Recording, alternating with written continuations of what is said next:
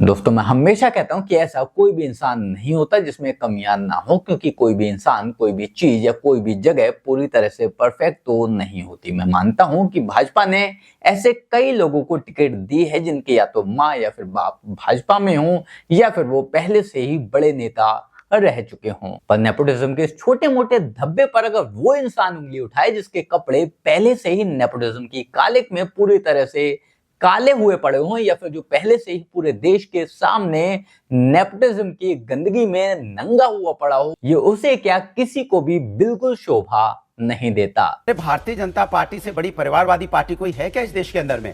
अखिलेश यादव भी क्यों राष्ट्रीय अध्यक्ष? मैं इनसे पूछना चाहता हूं, 3 बार से भारतीय जनता पार्टी के टिकट पे जीत रहे आदरणीय मोदी जी और 3 बार से मुख्यमंत्री हैं। क्यों है मुख्यमंत्री, जरा बताइए। प्रधानमंत्री क्यों? उनके परिवार में किसी बच्चे की गारंटी है कि वो आएगा क्या? परिवार में नहीं, उनके बाकी के भाइयों की गारंटी है कि वो आएगा क्या?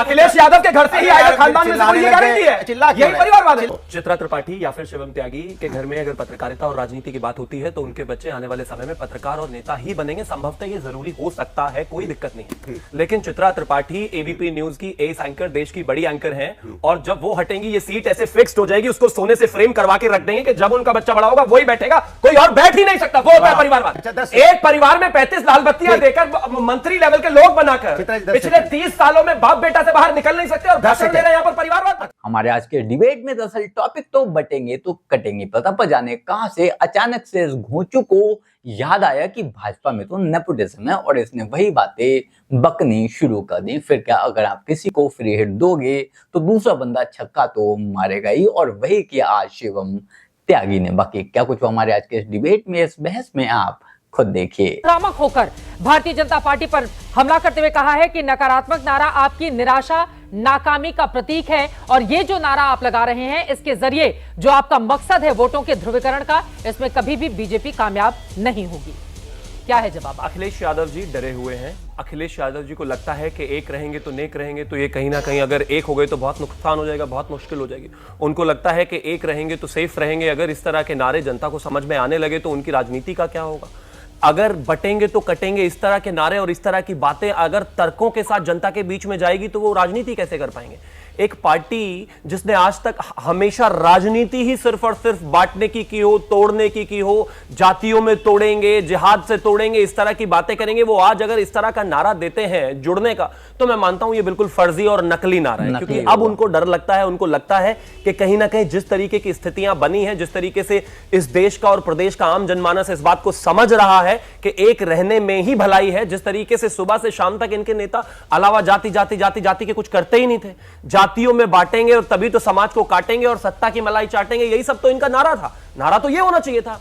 लेकिन जब भारतीय जनता पार्टी की तरफ से, आदरणीय प्रधानमंत्री जी की तरफ से, आदरणीय मुख्यमंत्री जी की तरफ से नारे दिए गए और बताया गया और कहा गया कि देश के आम जनमानस को एक रहना चाहिए तभी हम सेफ रहेंगे, तो अब इनको डरने लगा है कि ये बटने और बांटने वाली राजनीति तो नहीं चलेगी। मुझे लगता है उसी की फ्रस्ट्रेशन में ये एक दिया गया नारा है जो सुपर फ्लॉप है, नकली है, फर्जी है और इनके आधार के साथ नहीं जाता। अनुराग भदौरे जी, आप इस पर जवाब दीजिए। वो कह रहे हैं कि जातियों में बांटेंगे तभी तो चुनावी फसल काटेंगे, यही आप लोगों का एजेंडा रहा है। देखिए, भारतीय जनता पार्टी कैसे खिसिया रही है। उन्हें याद ही नहीं है कि पीडीए का नारा हमने लोकसभा चुनाव के पहले दिया था और कहा था हम सामाजिक न्याय की बात करते हैं, समाज में जो लोग पीछे रह गए उनको आगे लाके, उनको जोड़ के सबके साथ आगे बढ़ना चाहते हैं, हिंदुस्तान और समाज को आगे बढ़ाना चाहते हैं। ये उससे घबरा गए। फिर उन्होंने देखा कि धर्म के नाम की राजनीति भी इनकी नहीं चल रही, क्योंकि प्रभु का आशीर्वाद समाजवादी पार्टी को मिला, क्योंकि समाजवादी पार्टी प्रभु के आचरण को, उनके आदर्शों को अपनाती है। ये प्रभु राम तो कण कण में है, अंतर्यामी है, हर एक की मन की बात जानते हैं। वो बीजेपी की मन की बात जान गए कि भैया इनके मन में चोर है, ये हमारे नाम की राजनीति कर रहे हैं, इनको हमसे कोई लगाव नहीं, ना हमारे बच्चों से कोई लगाव है, इसलिए ये समाजवादी लोग हैं जो हमारी सच्ची पूजा करते हैं, हमें आशीर्वाद दिया। अब इनको लग रहा है कि इनका कोई चीज काम नहीं आ रही है, तो इन्होंने कहा कैसे निगेटिव शब्दों का इस्तेमाल किया। कटना कौन सा शब्द होता है? ये तो हमेशा निगेटिव, नकारात्मक शब्द माना जाता है। बटना, कटना, ये तो निगेटिव सेंटेंस होते हैं, निगेटिव शब्द होते हैं। अब इनको इस तरह के शब्दों का इस्तेमाल इसलिए करना पड़ रहा है क्योंकि जब आदमी के पास डर होता है ना, भय जिसको कहते हैं, हाँ। वो जब आदमी के अंदर भय होता है तो दूसरे को भी भयभीत करने के लिए भयभीत करने की कोशिश करता है, उसको भी डर दिखाने की कोशिश करता है। समाज हिंदुस्तान न बटेगा न कटेगा, भारतीय जनता पार्टी को सत्ता से हटाएगा और एक साथ हम सबको जोड़ेंगे और जीतेंगे, क्योंकि हम जोड़ने की बात करते हैं। देखिए, आप लोग एक नारा लेकर आए, उसके बाद समाजवादी पार्टी जुड़ेंगे तो जीतेंगे का नारा लेकर आए। वो कह रहे हैं नकारात्मक पॉलिटिक्स करने के लिए बीजेपी जाने जा रही है और इसमें कामयाबी नहीं मिलेगी। अनुराग जी, फिर बाकी मेहमानों के पास। बिल्कुल भी नहीं, ऐसा नहीं है। मैं मानता हूं कि किसी को इकट्ठे होने के लिए कहना जो है वो कहीं पर भी नकारात्मक राजनीति का हिस्सा नहीं है। भाई, मेरी तो चाची, नानी, दादी, मामा, फूफा सब मेरे परिवार वाले तो यही बताते बेटा एक रहना है, बटना नहीं है, लड़ना नहीं है, एक साथ रहना है, इकट्ठा रहना है, परिवार में इकट्ठा रहना है, समाज में रहना है, देश में रहना है। पता नहीं इनको परिवार की बात बीच में नहीं, बधाई आपको परिवार की बात की, इसलिए बधाई। परिवार और परिवारवाद में फर्क है। परिवार की बात हम करते हैं, परिवारवाद की बात नहीं। बधाई। एक एक करके ठीक है, बोलिए। परिवार की जब बात करते हैं तो 140 करोड़ लोगों की बात करते हैं, प्रदेश में 25 करोड़ की बात करते हैं। ये परिवार दल अलायंस की बात नहीं करते कि परिवार से बाहर निकलना ही नहीं है। खैर, मैं एक ही चीज कहना चाहता हूं, अगर आप बटेंगे तो कटेंगे या फिर एक रहेंगे तो सेफ रहेंगे, कहीं से भी नेगेटिव नारा नहीं है। अच्छा। और मैं ऐसा मानता हूं और ये देश ऐसा मानता है और ये समाज ऐसा मानता है कि किसी भी समाज को इकट्ठा रहना ही चाहिए। हाँ, कुछ जातिगत लोग जरूर हैं कि समाज को तोड़ने, बांटने, छांटने, पत्रकारों से अपना नाम बताओ, अपना नाम बताओ, अपना नाम। चित्रा जी, आपसे नाम ना पूछ ले, इनका कोई भरोसा नहीं है। लेकिन इस नारे से उन लोगों को परेशानी है जिनकी राजनीतिक पैदाइशी जाति के आधार पर है, बोलिए, जिनकी अनुराग पार्टियां भदौरिया पैदा जी। उस पर हुई है, जिनके नेता अलावा जाति के कुछ पूछते नहीं। ठीक है। जिस आदमी के ऊपर पिछले 2 साल से जाति के अलावा कोई और एक शब्द ना सुना हो, ठीक है। जो खास तौर पर जो है, अगर मैं बात करूं तो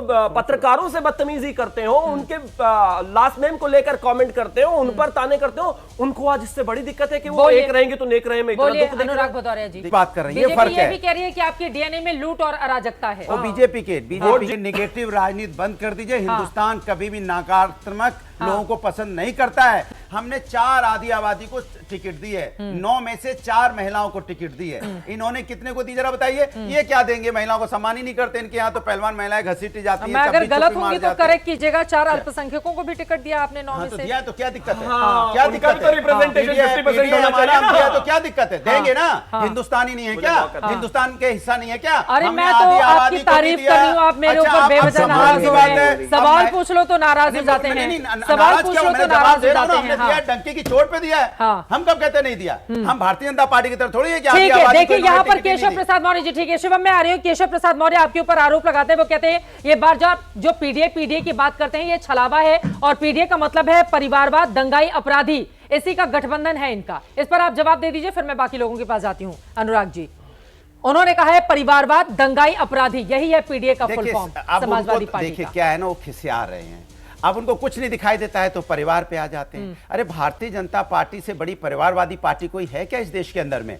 पूरे परिवार के परिवार भारतीय जनता पार्टी में। अभी भी उन्होंने जो सीटें दी उनके पास तो कैंडिडेट ही नहीं थे, सबको हाथ जोड़ के बुला रहे थे। जब कैंडिडेट नहीं मिले तो एक दिन पहले डिसाइड किया तो हमारे ही रिश्तेदार को जाके हाथ जोड़ के आए, भैया आप चलो हमारे यहाँ टिकट ले लो। भले हम कहीं नहीं, उसने कहा मैं रिश्तेदार हूँ। अरे कोई बात नहीं, आओ भैया, रिश्तेदार तो क्या, आप आ जाओ। हम तो रिश्तेदार भी चलाते हैं, परिवार भी चलाते हैं। हमको जीतना है, किसी तरह कैंडिडेट खड़ा करना है। हार जीत का मतलब ही नहीं है मुझे, हारना तो है ही मुझे, लेकिन आप आ जाओ, कम से कम खड़े हो जाओ। तो हमारे रिश्तेदार को ले जाके आप खड़ा करते हो और फिर उसके बाद वो पीडीए का फॉर्मूला बता रहे हैं। तो अपने आप को ही सुना रहे हैं ना, वो तो वो अपने आप को ही बोल रहे हैं। बताइए, जब परिवारवाद की आप बात करेंगे तो इन्हीं के परिवार में से इनमारी करके करहल से आपने उम्मीदवार उतारा। मैंने कैंडिडेट नहीं मिला, सोचो। चित्रा त्रिपाठी या फिर शिवम त्यागी के घर में अगर पत्रकारिता और राजनीति की बात होती है तो उनके बच्चे आने वाले समय में पत्रकार और नेता ही बनेंगे। संभवतः ये जरूरी हो सकता है, कोई दिक्कत नहीं है। लेकिन चित्रा त्रिपाठी एबीपी न्यूज की एस एंकर, देश की बड़ी एंकर हैं, और जब वो हटेंगी ये सीट ऐसे फिक्स्ड हो जाएगी, उसको सोने से फ्रेम करवा के रख देंगे कि जब उनका बच्चा बड़ा होगा वही बैठेगा, कोई और बैठ ही नहीं सकता। वो होता है परिवारवाद। अनुराग भदौरिया प्रवक्ता है, लेकिन उनका बेटा जब तक बड़ा होकर अनुराग भदौरिया की एज का नहीं हो जाता, कोई और बैठ ही नहीं सकता। वो होता है परिवारवाद। अच्छा, एक परिवार में 35 लाल बत्तियां देकर मंत्री लेवल के लोग बनाकर पिछले 30 सालों में बाप बेटा से बाहर निकल नहीं सकते और भाषण दे रहे हैं यहाँ पर परिवारवाद। अच्छा, 10 सेकंड, ये है परिवारवाद। ठीक हो गया। अनुराग भदौरिया का बेटा प्रवक्ता बने, ये ठीक है, लेकिन वो ही प्रवक्ता बने परिवारवाद। अच्छा, 10 सेकंड, समझ में आ गया? 10 सेकंड पढ़ोगे तो थोड़ा सा बढ़ोगे भी, सुन लो। अब देखिए, इनके साथ कह रहे हैं कि समाजवादी पार्टी के राष्ट्रीय अध्यक्ष अखिलेश यादव भी क्यों राष्ट्रीय अध्यक्ष। मैं इनसे पूछना चाहता हूं, 3 बार से भारतीय जनता पार्टी के टिकट पे जीत रहे हैं आदरणीय मोदी जी, और 3 बार से मुख्यमंत्री हैं। क्यों है मुख्यमंत्री, जरा बताइए। उनके बेटे उनकी सॉरी, गारंटी है प्रधानमंत्री क्यों उनके है? परिवार में किसी बच्चे की गारंटी है क्या वो आएगा क्या? परिवार में नहीं, उनके बाकी के भाइयों की गारंटी है कि वो आएगा क्या? अखिलेश यादव के घर से ही आएगा, खानदान में से कोई ये गारंटी है? यही परिवारवाद है। चिल्लाओ नहीं, मैंने सवाल पूछा है खुद प्रधानमंत्री क्यों है? हाँ, क्योंकि काबिलियत है। लेकिन अखिलेश यादव क्यों है? अखिलेश यादव क्यों है? अखिलेश यादव क्यों है? 2 बार चुनाव हार गए, फिर भी वही है।